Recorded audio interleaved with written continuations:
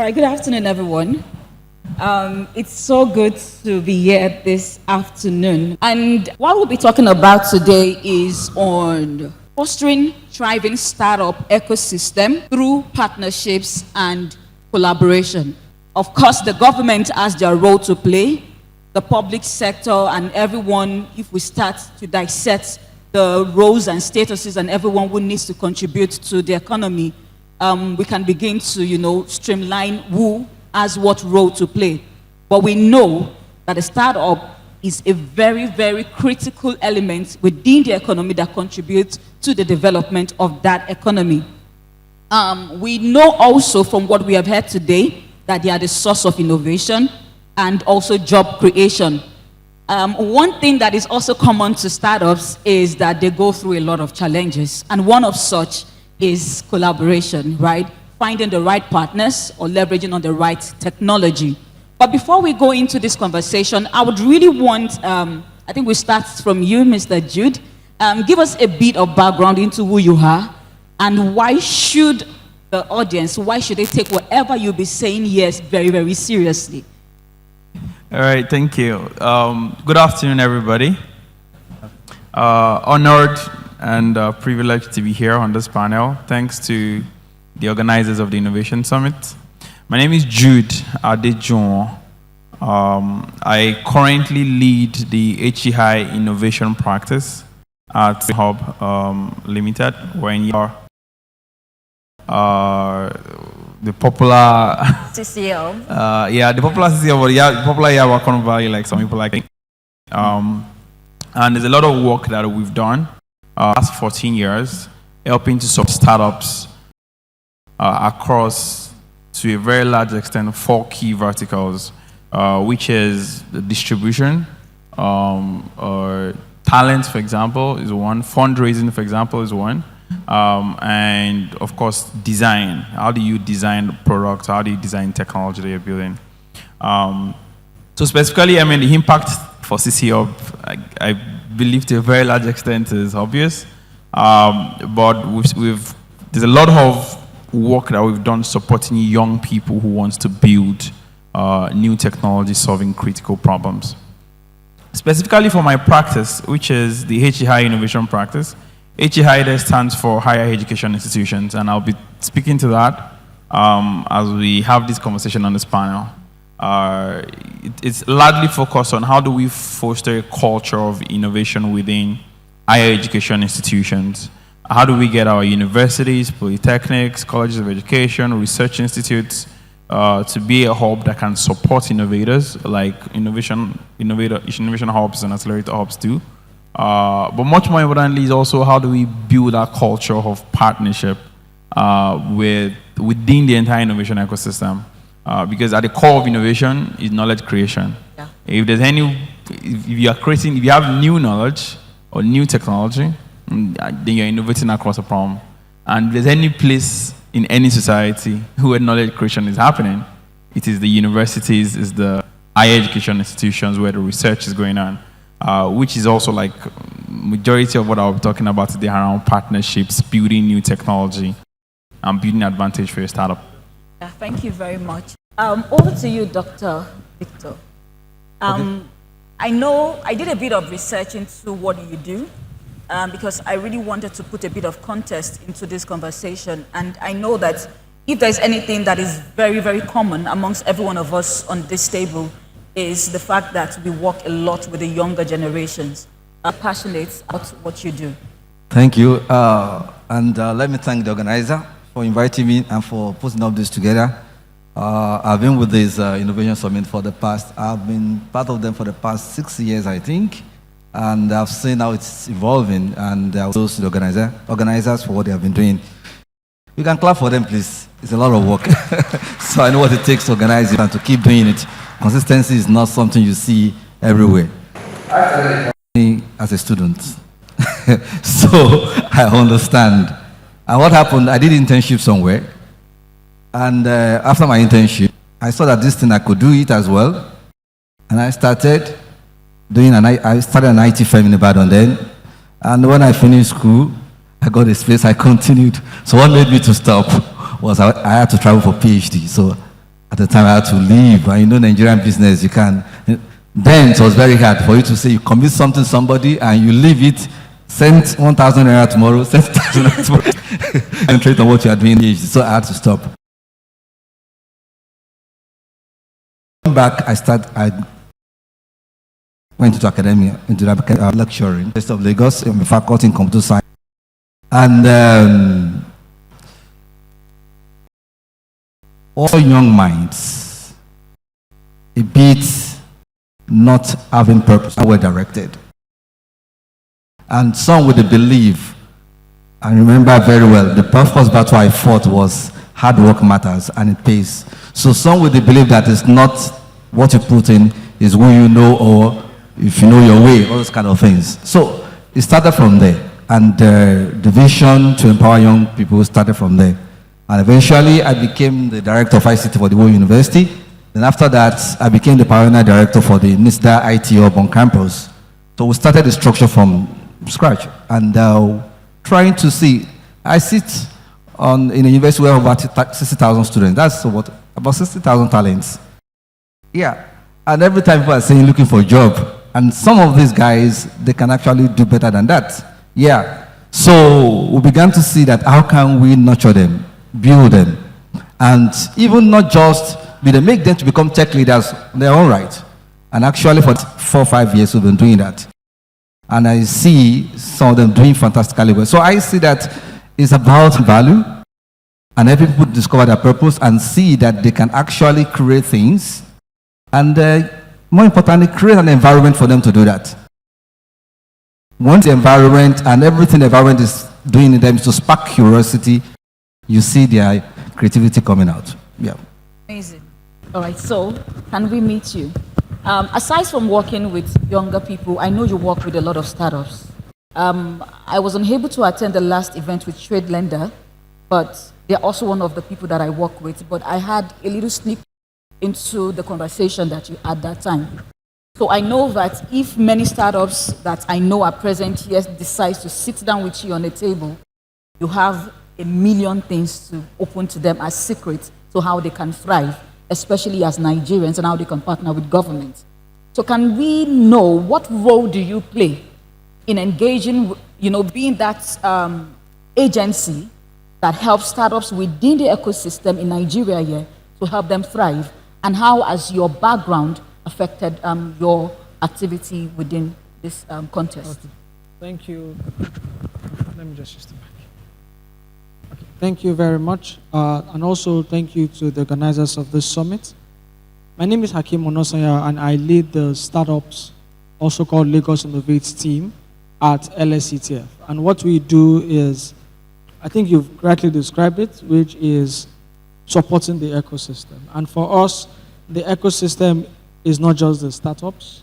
We have the startups, we have the hubs, and glad that CcHub that has produced a minister is here, so congratulations again. We also have the educational institutions here, and also, so I think Mr. Odumuyiwa is wearing 2 caps, hubs. But then the question is, who says the guy in Alimosho, who says the guy in Mushin cannot be a startup founder? And how we're trying to solve that problem is one. If that guy decides to have a solution today to solve a problem, does he have the requisite skills to be able to solve that? Does he even understand what startup means? Because we have 2 kinds of startups in Nigeria. The real startups and the SMEs sprinkled with tech, which we then call the startups because we believe that they are small enough and they should be called startups. But the question is, how does that young machine, Alimosho, in Ifakoja, in fact, what I'm building is a startup? What do I need to know at the very beginning? How to structure my startup legally? How do I understand growth and marketing? How do I understand branding as a startup founder? So all of that, and one thing needs is access to mentorship. Knowing that there is someone out there that he can speak with, someone he can bounce his ideas with. And those 2 things we offer with our incubation program. We take them for 8 weeks through all that program for them to learn, so that by the time they're coming out of that program, they understand what it means to run a startup, and the failure rate for startups is reduced. Because now about 90% of startups will fail. But the question is, why should that happen? If we catch them young, we should. The other thing that we then do is expose them to access to infrastructure. So the reason why we had in the first set of founders in Nigeria come from the elite areas is one, because they were lucky that their parents or their houses had high-speed internet. They were the ones that could buy the fiber networks in their homes. Not everybody could afford that about 10 years ago. If you didn't buy your 1.5 data on your BlackBerry, then that's the best you can have. And even that was almost a luxury at some point. And that can be found in the hubs. Access to internet, access to electricity, and access to network of like minds. Because building in the corner of your home and building in a hub with other founders with you are two different things. Oh. Because building in a hub exposes you to both upward and downward integration. Your solution can be a plug-in to another person's solution. And before you know, you guys can then collaborate to build something higher. So what we do then is provide what we call workspace vouchers. So with this voucher, you can walk into a hub, any of our partner hubs, just use that and then use it. And then that voucher gives you about 80% discount on the cost. Users are only paying 20% of the cost for using that space. And for us, is go in there and keep doing what you do. And finally is also trainings. Because the greatest headache of founders very soon would not be Series A, B, or C. It would be people to build with. It will be the developers to help you build. It will be digital marketers to push your product. It will be the product managers to bridge the market and your startup. And that is where we are also coming in. And we are partnering with training centers to train people in those lines. I think earlier this week we closed application and about 842 people are getting trained in Java, Linux, cybersecurity, data science, because we them to catalyze the ecosystem. So what we're doing in a nutshell is to enable the growth of the ecosystem, supporting startups, supporting talent, and supporting access to infrastructure. Can we give them a round of applause, please? Before I throw the first question, right, I'm sure that if we are told to raise up our hands, how many startups do we have here, or how many persons are doing business in this all, please? Can we raise up our hands? Okay, how many of us are students? All right, the reason why I had to do that is because looking at what our speakers have said, it has sort of like changed the dynamics of my question, and we really need to read the room so that whatever that we are saying would be relevant. We've all said a whole lot of things, and I think for me, one of the things that stood out in what you just said is inclusion, right? That person who comes from a wealthy background, and that person who is just bootstrapping and trying to leverage on funds from their family members, friends, and maybe just borrow from a colleague. To you, Mr. Victor, in terms of inclusiveness, right, in terms of trying to understand the necessary steps within the business ecosystem, how do you think that we can foster partnership that can ensure that whether I'm from a wealthy background or I am not from a wealthy background, whether I have a business, like an educational background that can help me understand how to run a business, or whether I don't, maybe my mom was just a trader like myself and I just picked up trading, I just picked up how to run a business. How can I leverage on the visions, right, that partnerships provide for me as a business person? So you are talking in terms of somebody that wants to maybe start up something, so how can he leverage? Yeah. Well, I would say there are several opportunities. And I know that those opportunities are not even excluding people. Yeah, today there are several opportunities. Opportunities to be on the lookout. You have to join communities. You have to know what is going on. Like here now, you can see that some seats are empty. If you're telling me that you want to, we have an opportunity, you want to belong, and you don't go to where they are listening, where somebody that will hear your idea and say, this makes sense, and then work with you, or where you hear that be an hackathon somewhere, pitching somewhere, where you need to go and pitch your idea, how will you know about it? So, one, people have to communities, to hear about what is happening, but there are several things I can say. Also, I think before even talking about starting up, trainings are very important. And I know there are several free trainings. So, free trainings, why they made have the means can actually part of it. Like at our own hub, today we started the Python training. We had over 500 people that applied. The venue could only take about 60, 70, got shortlist. But it's free so that those people that cannot afford paid training can come and start things about coding. Let them start from somewhere. Before you even talk about having an idea, come and understand what tech means. Tomorrow we are starting another one, and we are going to have about 200. And that's one is virtual as cloud computing training. So we have several people applied, shortlist about 200, which is also going to be free. So there's always opportunities. So you can start from there. Go to social media, check all the hubs, check all the different platforms, communities, join some. You get to hear about opportunities, then you start from there. Then when you go to those hubs, as you listen and mix up with people, you hear more.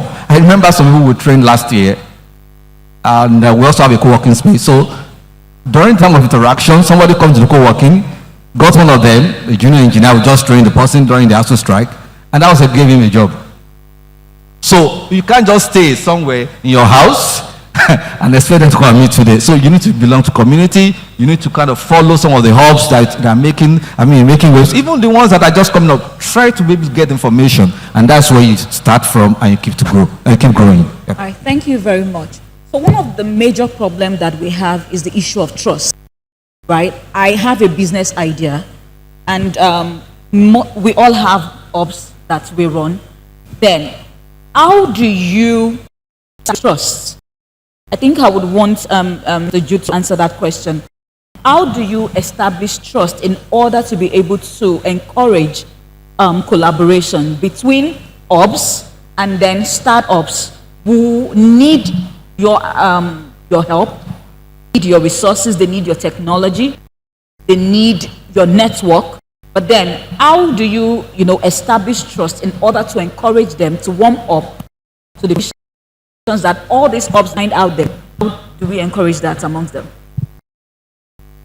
Okay, thanks for that question. Sorry, I also want you to put a bit of context into it. How CcHub does that? Yes, I would. Thank you for that question. So the first thing that I think is important to put on the ground here is, if you are a startup solving a problem leveraging technology, or you're building new technology to solve a critical problem, more often than not, please pay attention to what I'm saying so that you don't quote me wrongly. More often than not, if you're building new technology, it cannot be replicated easily. How so? Yeah, it's what's called intellectual property, and there are frameworks to be able to protect IP, right?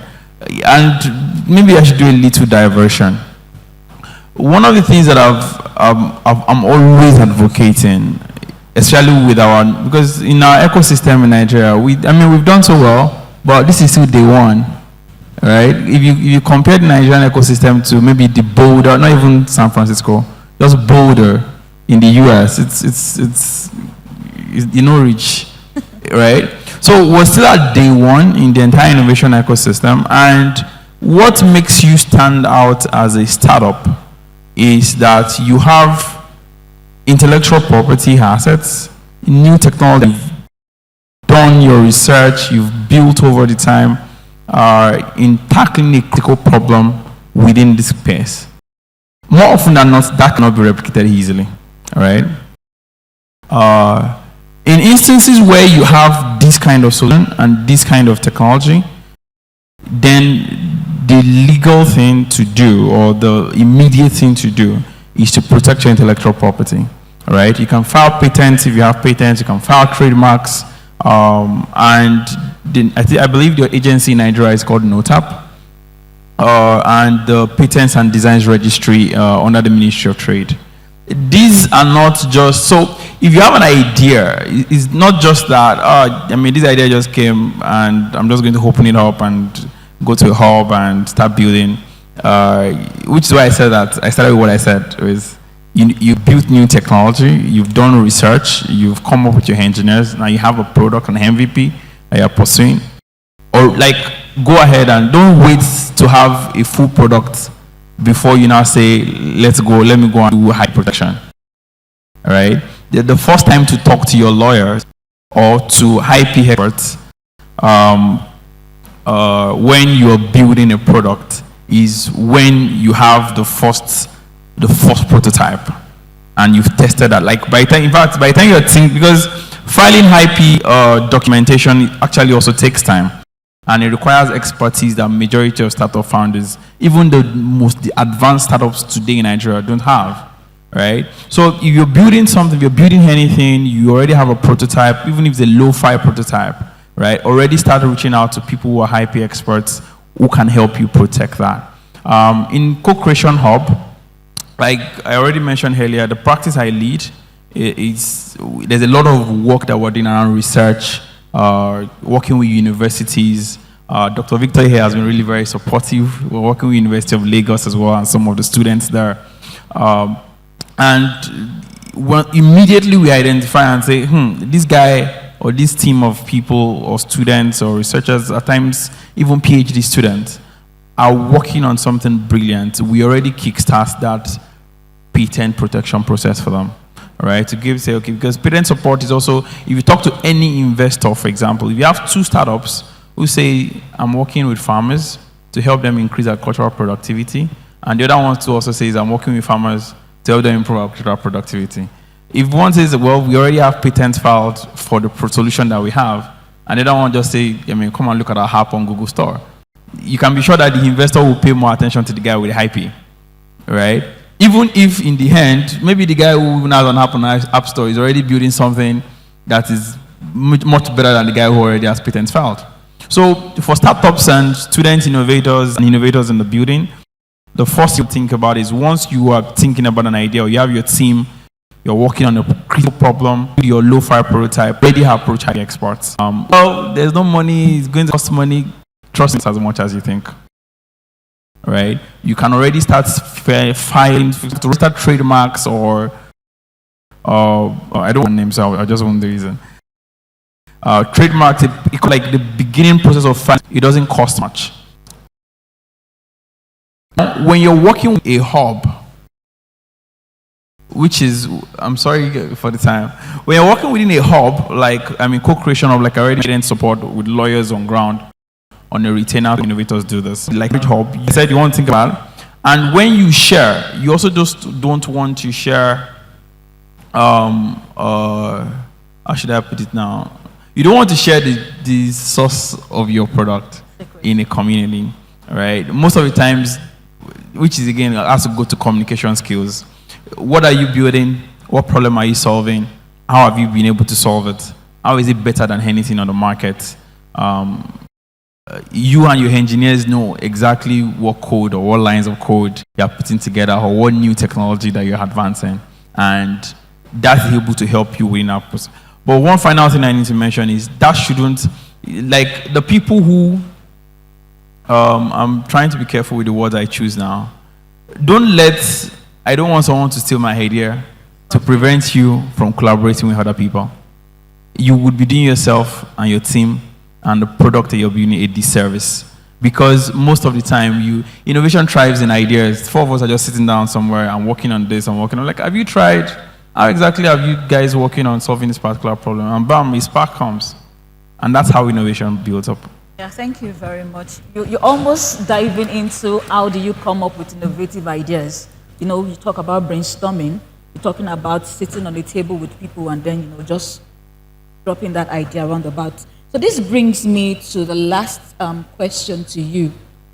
What is the biggest problem or mistakes that you have seen startups do, especially when they seek to enter into partnerships within the period of time that you've had to engage them?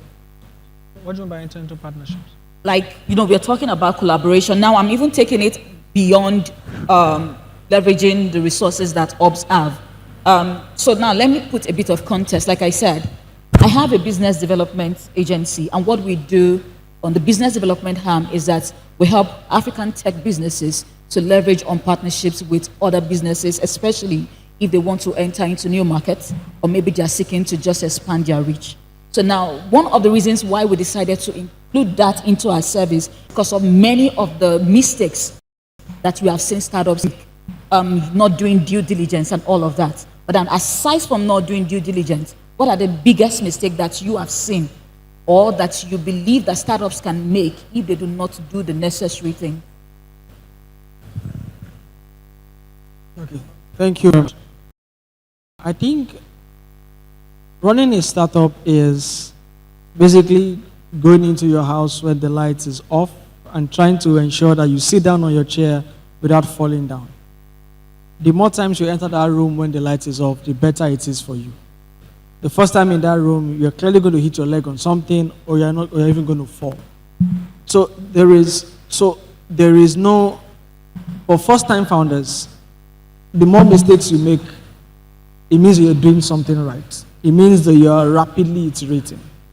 But I'll touch on two major mistakes that I think startups make. One is obsession on the product and not obsession on the consumer or the problem to be solved. There are two things. Yeah. So I want to, now let me give an example, like I used to do it. So there was a community where an NGO went, and in the community, people there have to walk 10, 15 minutes to the stream to get water, if not more. Then they said, oh, maybe we should put a borehole at the center of the community so that at least it's shorter. They did that and they left. And months after they came back, and the community members had damaged that borehole. And they were on their way back to the stream 15 minutes away. And they were surprised and said, why? And they also discovered that so that community had very small homes. And we had father and mother with like 5 children. So when the parents wanted intimate time for themselves, they would send their kids to go and fetch water at the stream, even if they didn't need it. And then by the time the child goes 20 minutes go, 20 minutes back, they're done. So now you put a borehole 10 minutes away. Nah, you have spoiled things for boys. So the question is, they were obsessed about the solution, not the problem. Yeah. So startup founders are always upset about the best app. My app can talk to God from the press of a button. If you are sleeping, my app can wake you up. But the question is, and then you are focused on that app. You're not allowing your developers sleep. It must be perfect. It must be this. No. The person you should be obsessed about is your customer, is the problem. The minute the customer says it's no longer my problem, whatever you built before goes home. Start all over again. And and that is because startup founders always try to peg their stage one with Facebook and Amazon. If you saw the first iteration of Facebook, you understand that it wasn't perfect. It was because the question is, can it help my consumers or customers solve their problem? Can it help them move from point A to point B? What can I do this? As they evolve, your solution evolves. So you don't create a perfect solution for a wrong market. It's almost like saying you build a fintech app and you're going to Rugby G and you're saying, this app, if you press this button, the money will show itself. If you press this button, and then you can say like, wow, all our phones are touchlight phones. We only have lights once in 2 weeks. Thank you very much. And you're busy shouting, financial inclusion, my fintech can solve Nigeria's problems. Yes, you're obsessed about your product. But there are two things about partnerships. One is understanding the value you bring to the table. It's important because you're not selling yourself. You're basically saying, I have this. You have this. How do we come together to create something bigger? One.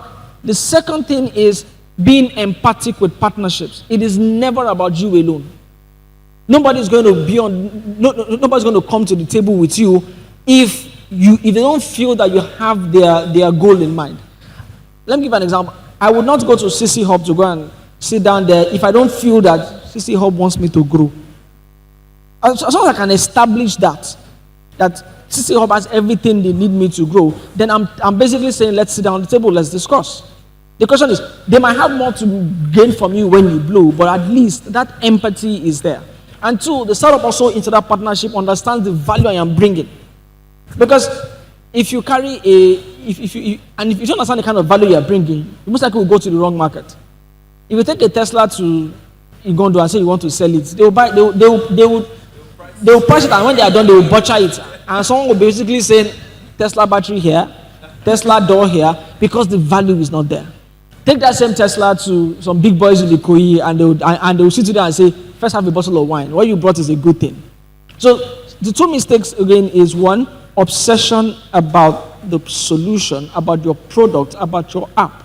It should be obsession about the consumer and about the problem you're trying to solve.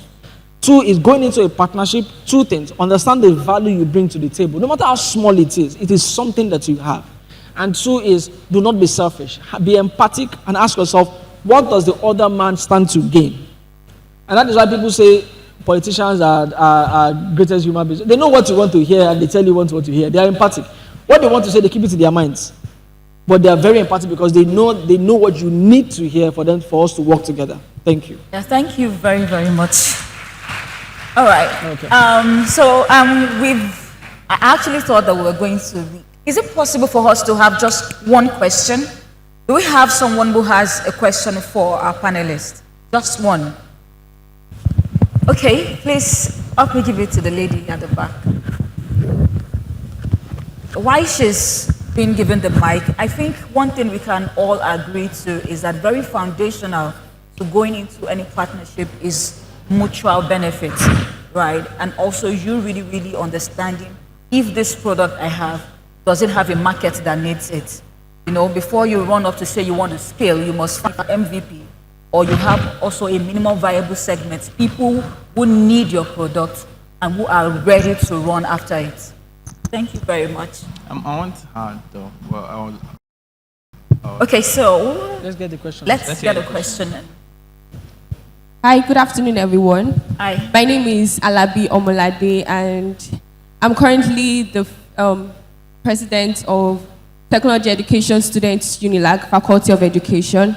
And I'm so excited to be here with everyone today. And my question is to CcHub and Nithub. So there are so many, just like he said, there are so many talents in Unilag, and in Faculty of Education, I've found out that, through research and through talking with some of my classmates, and I found out that some of them really see that space for just teachers alone. And I come from a background, so I had my NCE at Odumuyiwa College of Education, and I've taught for 2 years, and I currently work with Schoolinka, and I'm the learning support asset there at Schoolinka. And I had all these opportunities because I had access to communities and network and everything. So my question to CcHub is, how does CcHub help these young people see that there is more to education than teaching?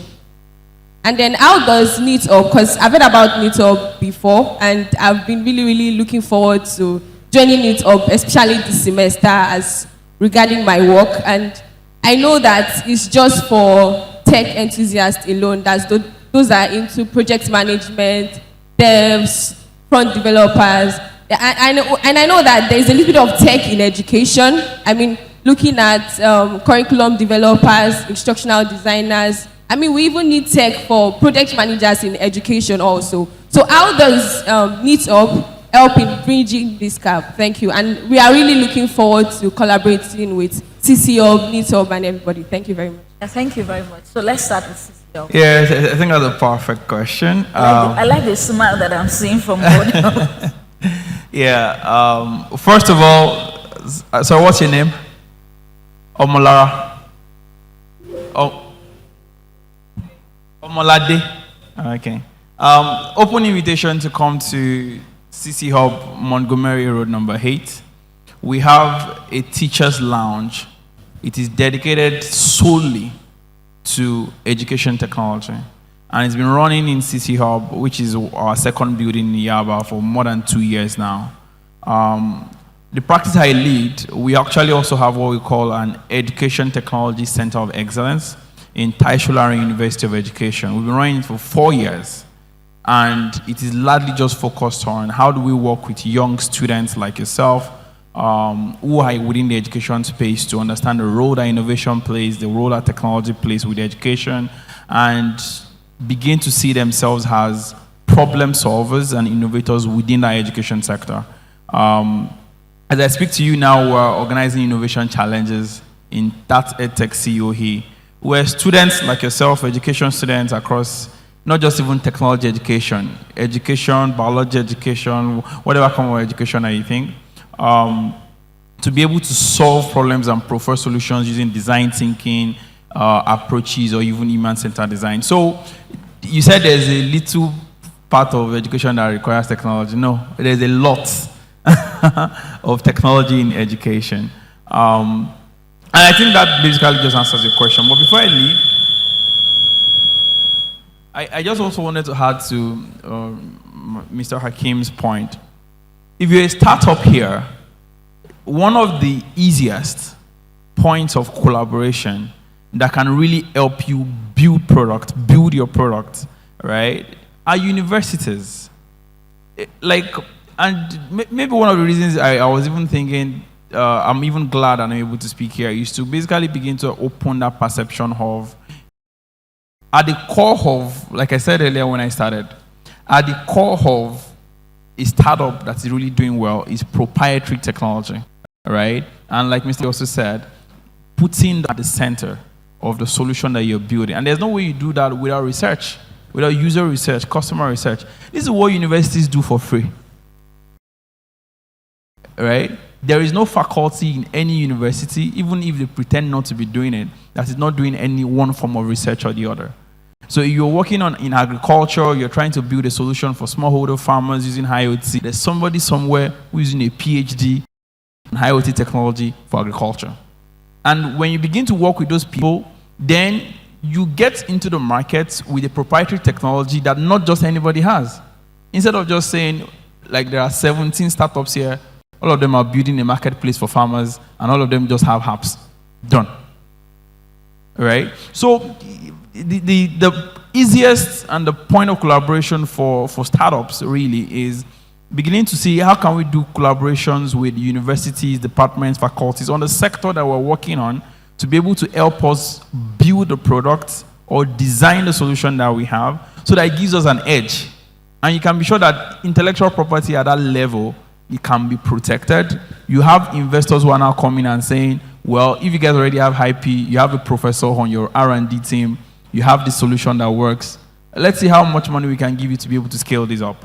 So those 2 points I think are very important, and I'm sure Dr. Victor here would also be able to shed more light on it from Nithub's perspective. Thanks. Okay, so I will pick it from where you stopped.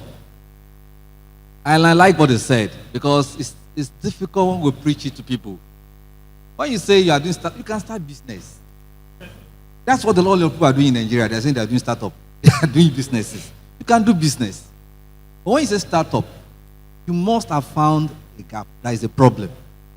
And it's out of research. You must have done some research. And even not just the problem alone, your solution must have some element of innovation. That's something you are bringing on board. And that's why you see most of our startups are in fintech. And it's more about automation of stuff and making things easy for people. And because also transaction there, easily every transaction is charged, so you make more money, so it's easier. But you can't see deep tech. Go and check up Nigeria, because deep tech are born out of research. Serious research. At MIT now, they have a kind of, we call it like a hub, where they are trying to solve problems like creating operating system for quantum computers. What you have not seen yet, quantum, that you can't go to market and buy a quantum. They are already thinking of how to create operating system. That is kind of deep tech. And it's one out of research. It's not just waking up or going somewhere, spending 3 months and saying, so that is very important. We need to know that, and we must take education seriously. We must understand the place of education. Now, coming back to your question, you have to be very, very open. The hub is open. Let me just say that. It's open. We have people in education at the hub. The person that did our brand design, whatever, is from education. So we have people in education come to the hub. Now, the problem I see is people not being open. You know, people in Unilag, some of them there, Unilag is one of the, I would say, luckiest school in Nigeria, because it's in Lagos, and several opportunities come to Unilag. And the environment is just full of opportunities. But some people are there, and beside them, something is happening, they don't know. The mind is off. So be hopeful, remove the bias. Don't say every time you're just complaining, remove the bias. Try to see, we have not only Nithub, we have other hubs on campus. We have the Hero Lab. We have the entrepreneurship. We have the BOI, what do you call it now, co-working space. So go around your campus. Go and see things happening there. I used to send our programs to you all the presidents of the faculty, the student, faculty president, your president, to share on their platform. But I know when they share, some people just do like this, WhatsApp, just do like this. Don't check those content.